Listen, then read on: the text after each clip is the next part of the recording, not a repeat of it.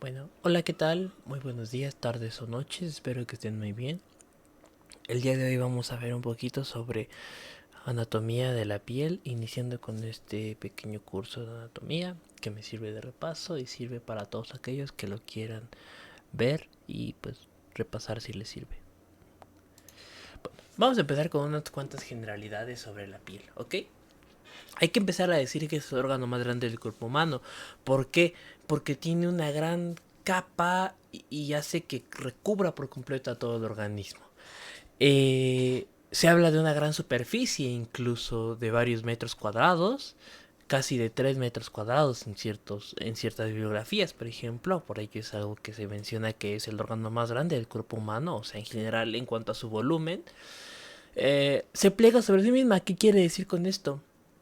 Que básicamente dentro de cualquier cavidad del organismo, pues la piel se mete, ¿no? Hace como una especie de, pues eso, de que se va hacia adentro, perdón por el pleonasmo, pero bueno, básicamente se mete y sobre este mismo que se mete dentro del organismo, por ejemplo a nivel del ano, de la boca, etcétera, todas estas cavidades naturales del organismo, la piel se mete y bueno, ya adentro pues se va transformando en una capa más mucosa, ¿no? Pero en general se pliega sobre sí mismo y es como que si fuera una sola capa de recubrimiento.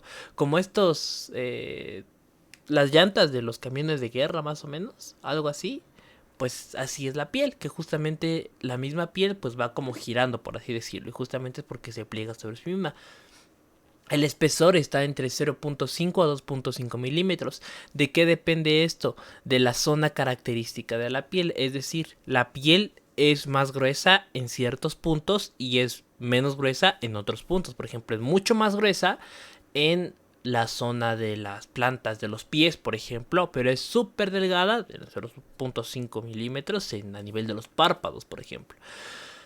Presenta dos capas, aunque hay algunos autores que mencionan tres capas. ¿De qué depende esto? Básicamente de la bibliografía. Algunos mencionan nada más epidermis, que es la capa superficial, y otros mencionan bueno, epidermis y dermis, y otros mencionan hasta la hipodermis. Sin embargo, la hipodermis ya se considera más como una capa de tejido celular subcutáneo, agregando tejido adiposo y bueno, otro tipo de, de tejido, ¿no? Pero principalmente son dos capas, la dermis, que es mucho más gruesa, y la epidermis, ¿ok? Va a presentar muchísimos surcos que pueden dar patrones. ¿Y cuáles pueden ser estos? Por ejemplo, los patrones dactilares o las huellas interpapilares también, que son justamente lo que tenemos en los dedos, nuestras huellas digitales. También hay patrones o surcos musculares que justamente se dan por el movimiento de los músculos. Los articulares, que de hecho son súper comunes. O sea, por ejemplo, cuando uno ve el movimiento natural de los dedos y ve en la flexión de los dedos, pues hay rayitas entre cada uno de los dedos. Y estas rayitas en cada uno de los dedos presenta la característica de que justamente va a dejar estos surcos o patrones pues para largo plazo. Y además hay surcos de la vejez. Estos surcos de la vejez es lo que conocemos como arrugas y son básicamente por, sobre todo en el rostro, se acentúa mucho por toda la expresión que tenemos con los músculos del rostro y bueno, en un futuro pues esto genera cierto tipo de arrugas. Existen muchos colores de la piel y esto depende de la raza, de la edad, de la hemoglobina del cuerpo, es decir, entre menos hemoglobina haya, más pálido, por así decirlo, y entre más hemoglobina, más rojito, de la melanina, y de hecho de esto depende muchísimo, por ejemplo, la melanina de la raza blanca, de la raza, no sé, negra, etcétera, o sea, esto es cuestión de muchos colores y todo, ¿no? Y presenta algunas eminencias en la piel que justamente ayudan para lo que son o se generan por papilas o fricción. Principalmente es lo que podríamos observar, por ejemplo, cuando uno carga muchísimos, no sé, pesas, por ejemplo, y salen callitos en la mano o así, sobre todo es en este tipo de condiciones. Vamos a hablar un poquito sobre la cara profunda. Antes de pasar a todo lo que son las capas en general, hablemos un poquito sobre la cara profunda. Vamos a decir que primero está adosada por fascículos conjuntivos. ¿Qué quiere decir esto? Que así como se ve aquí, básicamente está cara que observamos aquí está pegadita con múltiples trabéculas. Las trabéculas son como hilitos, ¿no? Que están pegaditos en cuanto a la piel en este tejido subcutáneo. Se considera justamente tejido celular subcutáneo, tal y como dice acá, porque justamente está por debajo de toda esta capa un poquito más profunda, ya casi pegadita a lo que es el músculo, tal y como se observa aquí. Entre estos tabiques hay tejido adiposo, es decir, gracias a que la piel se une de manera bastante pegadita a este tejido, al músculo, pues bueno, entre cada una de las trabéculas o columnitas o fibritas, como lo quieran observar, va a haber tejido adiposo. ¿Esto en qué ayuda? Ayuda a la movilidad y ayuda a las bolsas serosas. ¿Qué son las bolsas serosas? Bueno, básicamente las bolsas serosas son una capa, o por así decirlo, una masa de tejido que ayuda básicamente a que mejore la movilidad de del organismo en cierta parte del cuerpo. Por ejemplo, vamos a hablar de 3 clases de bolsas serosas, que son las normales. Por ejemplo, estas bolsas serosas normales, entre comillas, pues son las que nos permiten las articulaciones. Son un poquito independientes de la articulación sinovial. Y lo que nos ayudan básicamente es que mejoran este movimiento, porque sabemos que están en la articulación del codo, la de la muñeca, la de los dedos, la de las rodillas, cadera, etc. O sea, básicamente en cualquier zona que necesite mucho movimiento está esta bolsa serosa. Existen otras que son las traumáticas, que sobre todo se dan pues por golpes, ¿no? Por ejemplo, se golpeó y se inflamó un montón de esa zona y está toda inflamada y bueno, etcétera. Esa es una clase de bolsa serosa. O no sé, cuando a veces crece alguna bolsa serosa después de un golpe o cosas por el estilo. Es eso, básicamente son elevaciones de la piel que existen después de algún trauma. Y las profesionales, por ejemplo, si uno, lo que les explicaba hace ratito, ¿no? De los callos.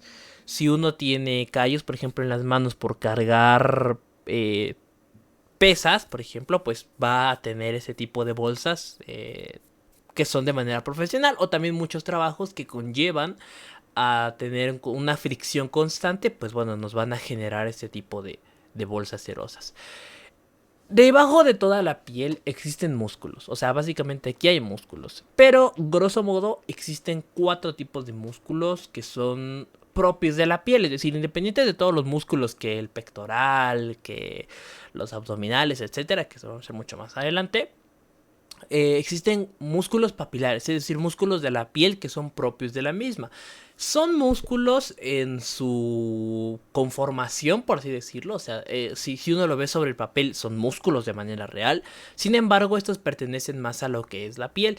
Y estos van a ser el dartos, el músculo peneano, el músculo subareolar y el músculo perineal superficial. ¿Ok?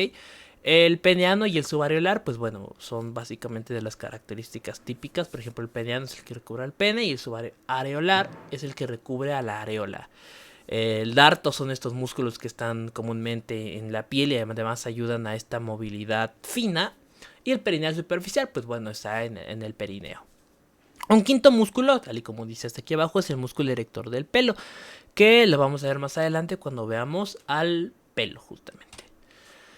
Hablando de la epidermis, vamos a darnos cuenta que la capa más superficial de la piel justamente es esta que está aquí y tiene 5 o 4 capas, ¿ok? Tiene 5 o 4 capas porque esto depende del grosor que tenga. Es decir, las capas más gruesas sí presentan esas 5, pero las más delgadas no presentan estas 5 capas. Vamos a darnos cuenta que la capa más superficial es esta epidermis. Es una capa muy delgadita y en esta es donde se determina el color de la piel. Hay que decir algo bien importante, que esta capita de acá, esto que está aquí, es avascular. ¿Qué quiere decir esto? Que no tiene vasos sanguíneos propios. Sin embargo, toda la nutrición que le llega, es decir, todo el oxígeno y el intercambio de nutrientes, que vamos a ver un poquito más adelante qué significa esto, conlleva o viene justamente desde el tejido profundo, que sería la dermis. Es decir, aquí esta dermis, que estaría aquí abajo, le está dando todo lo que necesita, todos los nutrientes que necesita para vivir esta epidermis. Por eso es una comunicación constante. El mecanismo es un tanto complejo porque te habla sobre la difusión que se genera justamente dentro de todos los iones, desechos, metabolitos, etcétera, que ayudan justamente a que la epidermis esté en constante cambio. Y bueno, tiene las prolongaciones de capas profundas justamente por esta unión constante y además por las papilas, que ahorita vamos a ver. Presenta 5 capas, que son el estrato córneo, lúcido, espinoso, granuloso y basal. Algo importante de decir es que ese estrato basal indica que justamente es el que se está renovando constantemente. Y este estrato córneo son células muertas, ¿ok? Es piel muerta, básicamente. Que al igual que esta se va renovando. ¿Por qué? Porque la vamos perdiendo e imagínense como que las células van avanzando, o sea, es como un caminito. Empiezan en el estrato basal y avanzan en el granuloso, siguen al espinoso, siguen al lúcido y finalmente en el córneo, donde se van a perder cuando nos bañemos, cuando nos refreguemos, cuando nos rasquemos, etcétera. Hablando un poquito ahora de la dermis, vamos a darnos cuenta que es la capa profunda. Esto que está aquí es la epidermis. Todo esto que está aquí con sus 5 capas. Y esta porción muchísimo más profunda y que se alcanza a ver como con incluso, no sé, como pequeños pilares o algo así, es lo que sabemos que es la dermis, ¿ok? Esta, como dice en la diapositiva, la capa profunda es mucho más gruesa. Se dan cuenta la comparación entre la capa de la epidermis es prácticamente, entre comillas, nula en comparación a lo que es la dermis. Esta capa sostiene la epidermis gracias a la múltiple comunicación que existe y que la epidermis justamente le da fibras constantes a la dermis justamente pues para que se amarre, ¿no? de manera constante. Tiene prolongaciones papilares y estas pueden ser bífidas o sencillas. ¿Qué es esto de las prolongaciones papilares? Pues bueno, para empezar, la dermis se compone en estas dos zonas que serían las papilas, que son estos que están aquí. Y estas papilas son las que nos van a ayudar con los surcos, justamente lo que habíamos visto anteriormente, ¿no? De los surcos que de las huellas, que de la vejez, o por ejemplo, pues por articulaciones, ¿no? Y son esas que están aquí. Y pueden ser bífidas o pueden ser sencillas. ¿Qué quiere decir esto? Pues bueno, esto quiere decir que puede ser o una sola prolongación que se venga aquí así como acá, que sería como esta, o puede ser que de pronto venga una aquí y suba otra acá, como se ve aquí en este pequeño esquemita que les hice. Esto sería una papila y esto sería otra papila. Si se dan cuenta, esto es una papila solita. No es que sean dos papilas, sino que es una papila solita. Solo que esta papila que es solita, pues es bífida. ¿Qué quiere decir bífida? Que tiene 2 puntas, así como acá. O sea, en vez de que venga con una sola punta en esta papila, como las normales, entre comillas, que vienen aquí, esta tiene 2 puntas. Y es completamente normal. Sin embargo, existen incluso papilas que en vez de tener 2 puntas o ser bífidas, tienen hasta 3 o hasta más. O sea, son menos comunes, pero las hay. Estas prolongaciones papilares que parecen como una bolsita, en realidad no es que solo sean como un sostén, sino que también ayudan a tener múltiples estructuras que básicamente lo que hacen es que te las empaquetan. Y cuando hay estructuras empaquetadas, existe algo que se llama como cresta dérmica. Por eso puse aquí crestas dérmicas llenas. ¿Llenas de qué? Pues van a estar llenas de tejido linfático, de nervios, de receptores, etcétera. O sea, básicamente estas están llenas de múltiples estructuras que, uno, van a ayudar a la sensación que tenemos en la piel y dos, van a ayudar a nutrir constantemente a la epidermis.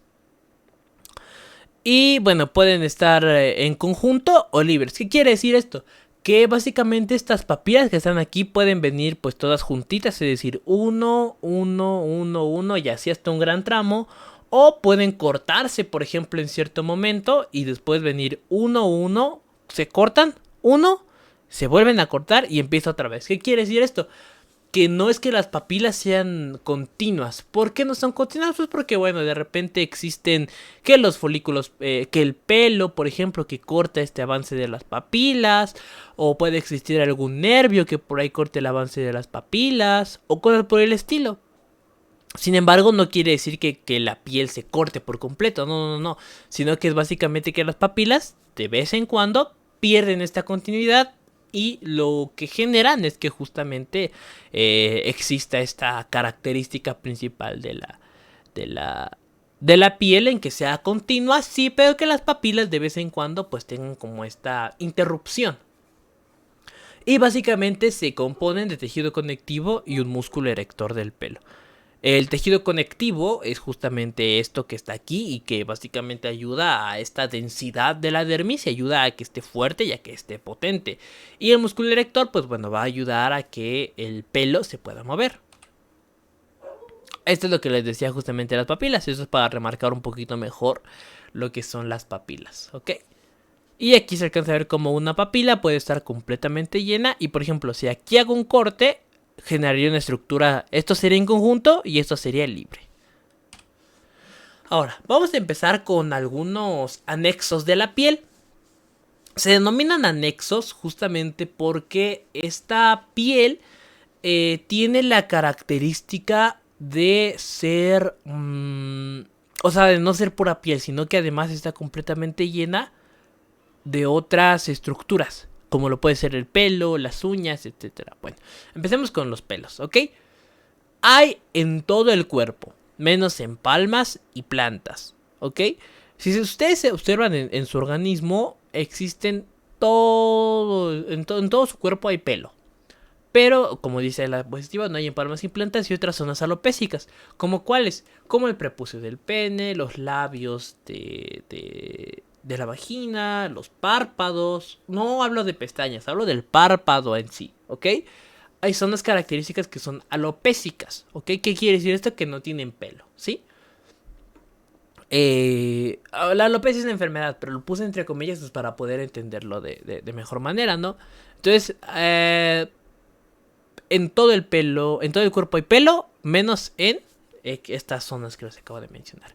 Y el pelo, grosso modo, se compone de dos capas o de dos partes principales, que sería el tallo, que es esto que está saliendo de acá, y la raíz, que justamente la raíz es en donde se va a ensanchar. El tallo, como aquí lo menciona, se va adelgazando conforme va saliendo. Si dan cuenta, todo comienza desde la raíz y empieza acá de manera ascendente. Y justamente permite que el tallo sea mucho más delgado de lo que es la raíz. La raíz, por el contrario, se ensancha. Y al ensancharse, pues justamente pertenece con esta estructura característica que se denomina bulbo. De hecho, este bulbo es la parte más ensanchada del pelo, ¿ok? Se van a asociar dentro del folículo piloso. Hay veces que confundimos pelo con folículo piloso y no es lo mismo. El pelo es básicamente esta estructura que sobresale de nuestro organismo y el folículo piloso es la bolsa de tejido conjuntivo sobre la que está amarrado, por así decirlo, sobre la que está ensanchado. Es decir, este pelo que está aquí está envuelto por un folículo piloso que le va a dar protección, le va a dar irrigación, le va a dar erección, porque justamente este es el músculo erector del pelo, es el que permite mover el pelo. Y bueno, va a estar protegido por su folículo piloso. Tienen inclinación y grosor variable. En general, esto es básicamente un mecanismo evolutivo. Por ejemplo, cuando tenemos pilorexia, es decir, que nuestros pelitos se ponen todos paraditos. Esto es básicamente cuando queremos conservar calor, aunque en nuestro caso no nos sirve mucho porque los pelitos pues no son tan grandes como el de un oso, por ejemplo. O cuando queremos parecer más grandes, como los gatos. Los gatos cuando se enojan pues hacen, o sea, su pelo se hace mucho más grande. En nuestro caso no nos ayuda pues porque ya evolucionamos a otros mecanismos de defensa, ¿no? Pero grosso modo es un mecanismo filogénico que pues ha quedado a lo largo de la historia. Varían en posición y sexo, es decir, sobre todo la barba de los hombres es el cabello, es el pelo más grueso de todos los organismos, bueno, de todos los seres humanos en cuanto a la barba de los hombres. Y pues bueno, de manera natural en los hombres, en el sexo masculino, es mucho más común que haya más pelo, ¿ok? Esto es un mecanismo de esta... pues de esta variación que puede existir. Como les digo, hay muchos colores de cabello, lo mismo dependiendo de las distintas hormonas que se producen, y distintas proteínas necesarias, que la queratina, que la melanina, que factores raciales, etcétera, ¿no? Factores genéticos, o sea, hay muchísimas zonas, bueno, más que muchísimas zonas, muchísimas características que generan un cabello o un pelo diferente, ¿no? E incluso se ha visto que dependen del iris. Básicamente el color del iris puede ser directamente proporcional al color del pelo. Es decir, si tus iris son muy claros, tu pelo puede llegar a ser muy claro. Y bueno, en cuanto a su estructura, básicamente presenta tres zonas características. Una zona medular o central, así como viene aquí. Una zona cortical o de corteza. Y una zona cuticular o una cutícula, que justamente es la que va a estar recubriendo por completo al pelo. La zona medular contiene toda esta estructura característica para la formación del pelo y se caracteriza por estar llena de células poliédricas. La capa cortical o de la corteza se caracteriza principalmente por presentar células fusiformes, mientras que la capa cuticular o de la cutícula, que es la que envuelve a estas tres, va a generarse por endotelio, pavimentoso, ¿ok? O células endoteliales pavimentosas. Hay otras características de las otras capas, como puede ser la capa de Henle, la capa de Huxley, que básicamente presentan como una super capa protectora, ¿no? O sea, tenemos a la médula cubierta por su corteza, por su cutícula, por una vaina interna, que es esta que está aquí, que básicamente son células de tejido conjuntivo, y por una vaina externa, que es lo que, o sea, todos alcanzamos a ver y que es la capa final del pelo, justamente. Tiene conductos de glándula sebácea. Aquí está una glándula sebácea y esto que está aquí es un pequeño conducto de glándula sebácea, que sería esto que está aquí. Es decir, la glándula sebácea que permite la irrigación, por así decirlo, de el pelo. Es decir, permite que el pelo esté completamente aceitadito, y con este aceitado que tiene el pelo, pues bueno, va a generar que sea más fácil de mover o que tenga muchísimas más características para su función. Y bueno, presenta un pequeño borde libre, que es el que está aquí remarcadito con azul, que justamente nos va a estar ayudando a en esta zona de acá, nos va a estar ayudando a que tenga este punto de la secreción, ¿ok? Ahora, vámonos con las uñas. Ya vimos el pelo. Entonces, grosso modo, el pelo tiene dos zonas, una raíz y un tallo. El tallo más delgado, la raíz más gruesa, que es un bulbo, recubierto por el folículo piloso, donde se le asocia su músculo erector y donde se le asocia su glándula sebácea, ¿ok? Ahora, vámonos con las uñas. Esta zona característica de la uña, pues bueno, ya es lo que nosotros observamos todos los días y básicamente que podemos ver. Pero bueno, hay que decir que las uñas van a tener o van a ser compuestas principalmente por tejido epidérmico y por tejido córneo, es decir, o por células epidérmicas y córneas, que justamente son las que le van a dar la característica principal de la dureza que presenta nuestra uña. Como les digo, son duras y pues es obvio que el eje mayor es el longitudinal, es decir, son más largas que anchas, ¿no? Imagínense que fueran más anchas, serían como las de los caballos, ¿no? Las pezuñas de los caballos, que son súper anchas, pero no son tan largas en ese aspecto. Y pues en nuestro caso no, sino que son más largas, por eso es que incluso puede llegar a medir muchísimo. Pero pues no son tan anchas, justamente por esto mismo, para que no se empiecen a meter sobre estas zonas de acá. El color rosita que tiene es principalmente por la gran cantidad de vasos sanguíneos que existen en esta región. Es decir, aquí tenemos muchísimos vasos sanguíneos, ¿no? Que vienen en nuestro dedito. Pero en esta zona de acá tenemos pues una irrigación muchísimo mayor. Y esta irrigación muchísimo mayor que tenemos en esta zona de aquí, pues se da y va a generar justamente este color rosita característico. Presenta dos zonas bien características nuestra uña: la raíz y el cuerpo. Existe otra zona, pero básicamente tenemos la raíz y el cuerpo, ¿ok? Así como teníamos en el pelo una raíz y un tallo, aquí tenemos una raíz y un cuerpo, ¿ok? Que podríamos asociarlo de la misma manera. La raíz es la zona que va a estar metida, es decir, justamente debajo de la piel, justamente viene aquí lo que es nuestro dedo. Aquí está la piel y la raíz de la uña se mete por debajo de la piel. Y en esta raíz tenemos una zona que se llama lúnula. La lúnula es esta, dos partes, una externa y una interna, ¿no? La parte externa presenta la lúnula, que es una zona blancuzca característica de esta región. Y la parte interna tiene lo que se llama la matriz ungueal, llena de células germinativas, que es esta zona que está aquí. ¿Se dan cuenta?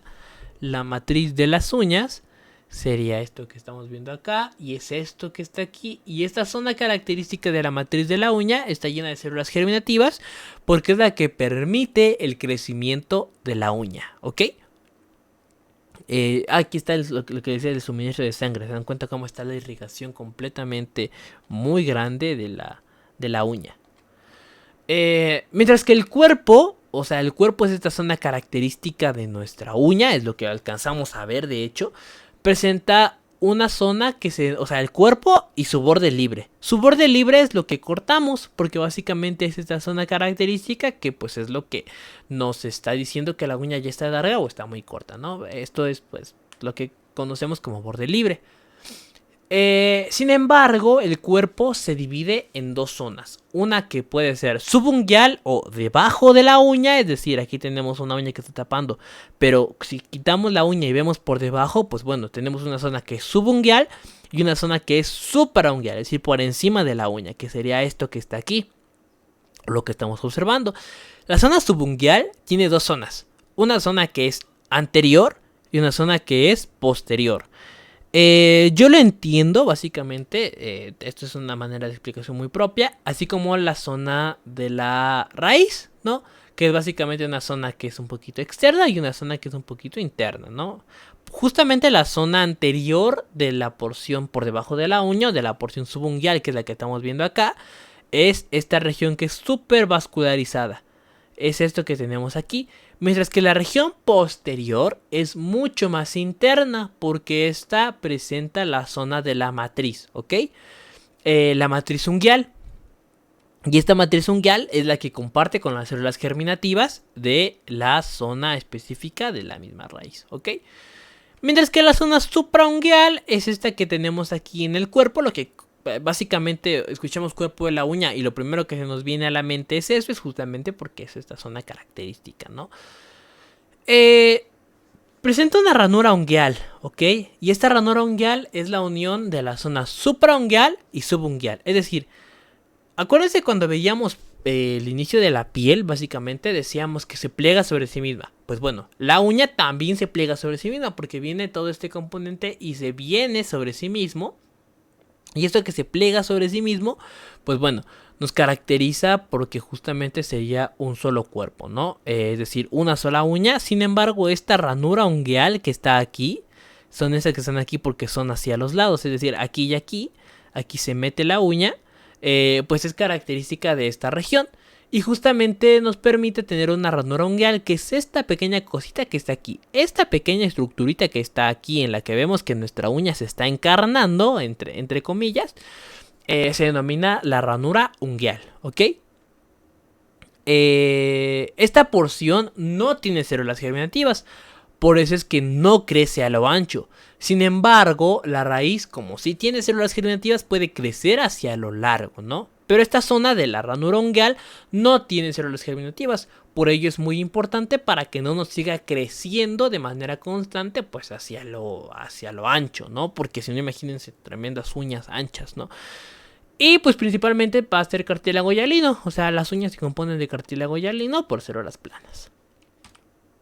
Ahora, vamos a ver un poquito sobre la glándula sebácea. Esto es una pequeña afección de la glándula sebácea, súper común, sobre todo en la adolescencia. Una razón característica del acné. Esto se denomina, es una lesión elemental que se ve en dermatología. Esto es muchísimo más adelante. Se denomina pústula, ¿ok? Bueno, vamos a tener esta glándula sebácea que básicamente permite una sustancia permite la secreción de una sustancia oleosa. Esta sustancia oleosa es lo que conocemos como sebo, ¿ok? El sebo básicamente va a estar ayudando al pelo a que esté bastante bien engrasadito. Y al estar engrasadito permite un movimiento muchísimo mejor dentro de su zona, ¿no? Dentro de su zona característica.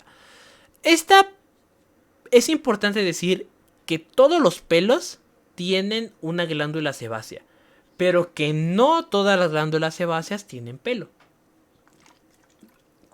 ¿Qué quiere decir esto? Que bueno, básicamente puede haber una glándula sebácea sin pelo. Eso es importante. ¿Y estas dónde están? Sobre todo en los párpados, ¿ok? En los párpados están estas zonas que no tienen pelo. Y en los genitales, ¿ok? Pero en los genitales no me refiero al vello púbico, no, me refiero principalmente a la zona, por ejemplo, del prepucio, de los labios, donde no hay pelo como tal, sino que es una zona libre del mismo.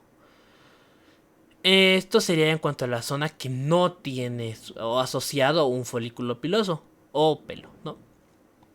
Y el cuerpo, presentan un cuerpo glandular y un conducto excretor, ¿ok? El cuerpo glandular es en donde se produce todo el sebo.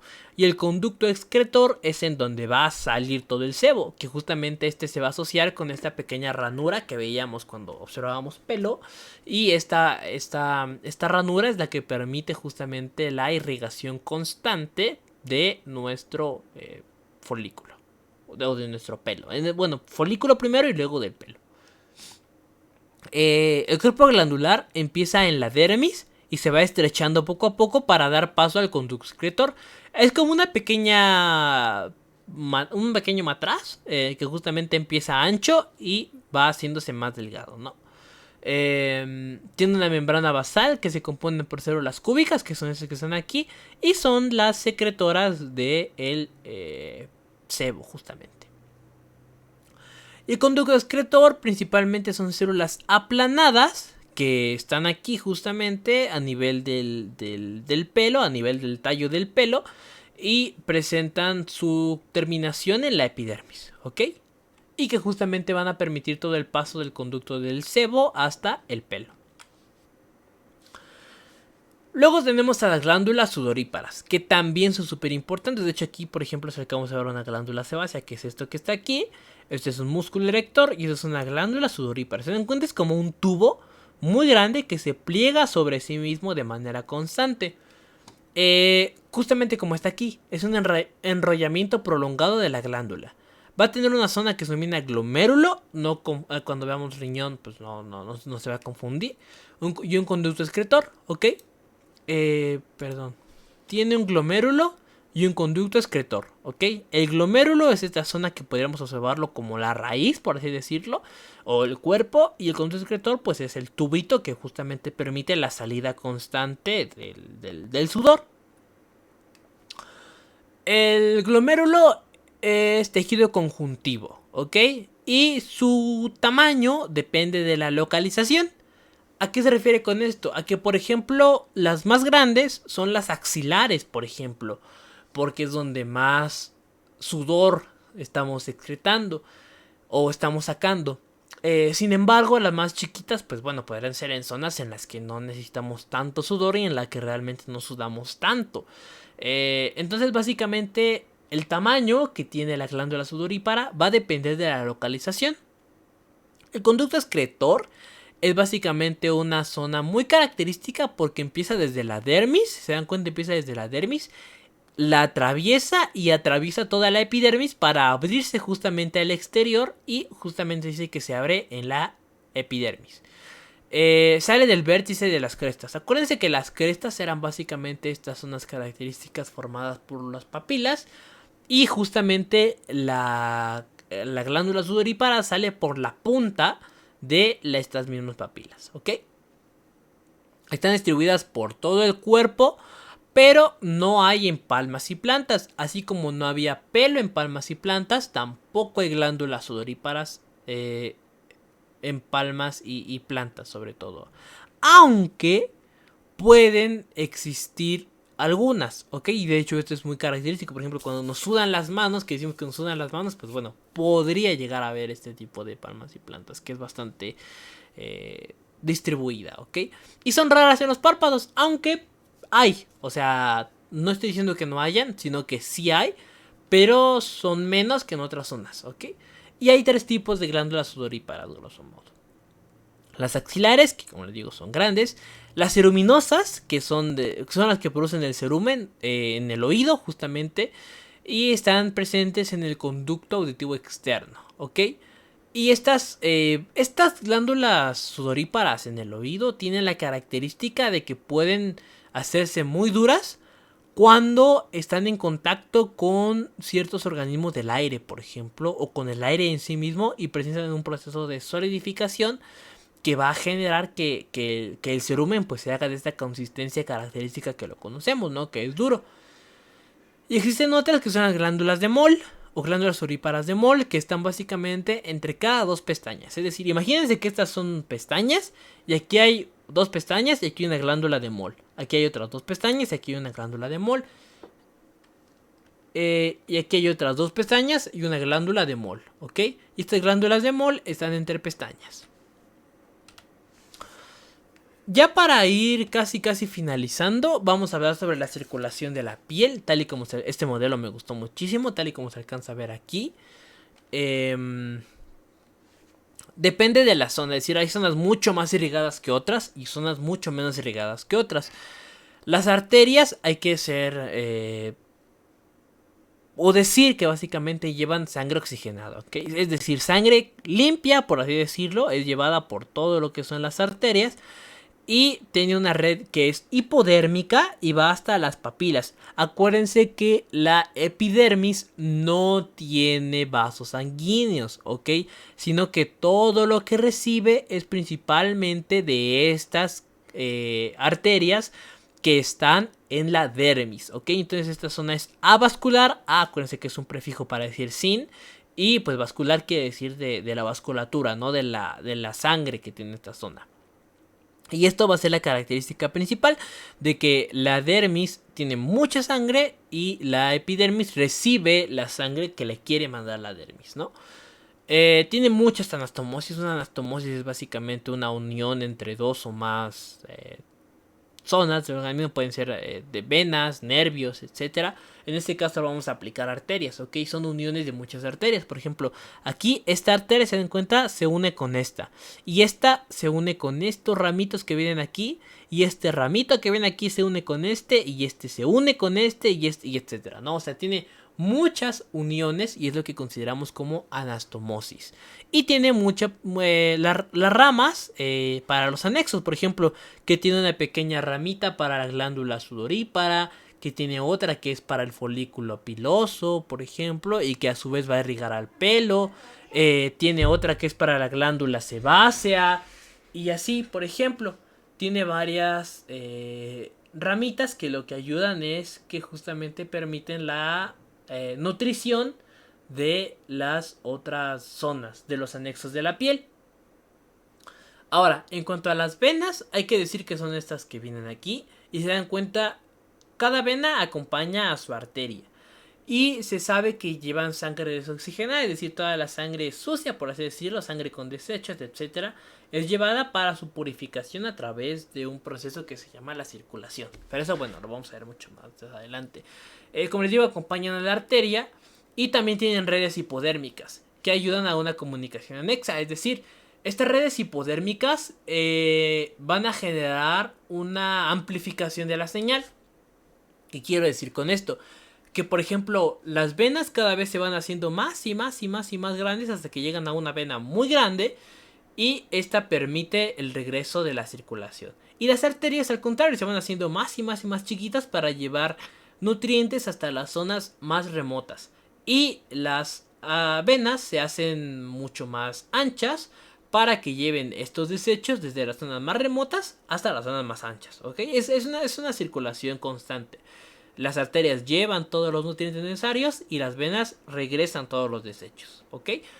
Y otra zona que son los vasos linfáticos, que básicamente los vasos linfáticos son por la linfa, que básicamente también ayuda a los desechos, y existen en cada papila. Acuérdense que las papilas podían generarse en crestas, y estas mismas crestas, que eran como las bolsitas dérmicas, tenían asociado o un nervio, o un vaso linfático, o una arteria, etcétera. O sea, estaban llenos de algo, ¿no? Y estos vasos linfáticos, al igual que las venas, van a terminar drenando, o su drenaje final va a ser en zonas mucho más anchas. En este caso, esta zona mucho más ancha van a ser los ganglios del organismo, ¿ok? Y ya para ir finalizando, vamos a darnos cuenta que la piel tiene una gran inervación, ¿ok? Es decir, tiene muchos nervios porque justamente podemos sentir dolor, podemos sentir picazón, podemos sentir calor, presión, o sea, un montón de sensaciones que sentimos en la piel y que justamente es gracias a la gran inervación que tiene. ¿Cuáles son estos? Bueno, tiene muchos tipos de receptores que lo vamos a ver mucho más adelante cuando veamos sistema nervioso. Y estos pueden ser papilares o libres. Ojo, acuérdense que los papilares básicamente son los que están dentro de la cresta, no dentro de la bolsita que forman las papilas. Como, por ejemplo, que esté aquí, ¿no? Este está dentro de una bolsita, se dan cuenta que hay sus buenas estructuras están acá y bueno, se ve de manera característica. Sin embargo, hay otros que pueden ser libres, así como este que está aquí. ¿Ok? Este que está aquí es libre. ¿Qué quiere decir que sea libre? Que no está asociado a esta cresta que está aquí, sino que por el contrario, está completamente libre en esta zona característica de acá. ¿Y esto a qué ayuda? Principalmente estas terminaciones libres ayudan a una mejor recepción de la sensación, ¿ok? Es decir, cuando tenemos terminaciones libres es mejor que tenerlas así en muchas ocasiones porque reacciona más rápido, ¿ok? Reacciona más rápido al estímulo. Y esto pues bueno, su saco, quiere decir que pues no está en su saco. La posición que tienen depende mucho de su función. Por ejemplo, las que tenemos en las palmas pueden ayudar a la presión, al tacto. Las que tenemos en el cuerpo ayudan a la presión y a la temperatura, por ejemplo, a de la cara, a las sensaciones, etcétera, ¿no?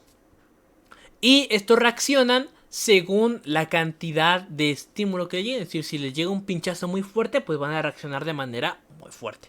Si les llega un pinchazo muy débil, van a reaccionar de manera pues un poquito más débil, ¿no? Esto depende muchísimo. Y por ejemplo, solo por mencionar algunos, vamos a mencionar a los corpúsculos de Pacini, que son abundantes en dedos y ayudan a la presión y tacto. A los de Ruffini, lo mismo, presión y tacto, y están en palmas y plantas. Hay otros que son intradérmicos, es decir, que están en la dermis, ayudan a una mejor conducción, así como esto que está aquí. Se dan cuenta de que aquí es un nervio sensitivo y justamente permite el movimiento desde aquí, desde la sensación de la piel externa, para que la lleve hasta la piel más interna.